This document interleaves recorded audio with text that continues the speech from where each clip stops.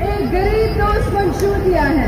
बिलावल भुट्टो ज़रदारी वो वाहिद सियासतदान है जो महंगाई, बेरोजगारी और गुर्बत पर लड़ रहे हैं। मैं आपसे पूछती हूँ, आपके मुश्किल वक्त में बाकी सियासतदान कहाँ थे? सिर्फ भुट्टो खानदान और उनकी पार्टी गरीबों को तकलीफ समझती है। सिर्फ पाकिस्तान पीपल्स पार्टी आपकी घर और रोजी रोटी को सोचती है। इसलिए मैं आपके पास आई हूँ कि आप पाकिस्तान पीपल्स पार्टी को वोट दें ताकि बिलावल भुट्टो ज़रदारी आपके लिए बोले, आपके लिए काम करे, आपके लिए लड़े। दूसरे लोग सिर्फ कुर्सी की लालच में सियासत करती है। पाकिस्तान पीपल्स पार्टी आपके लिए लड़ रही है। 8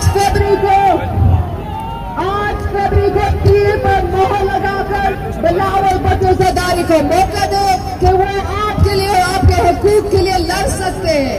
आप सबका बहुत बहुत शुक्रिया। जियो भुट्टो। वज़ीर आज़म, वज़ीर आज़म, वज़ीर आज़म, वज़ीर आज़म, वज़ीर आज़म।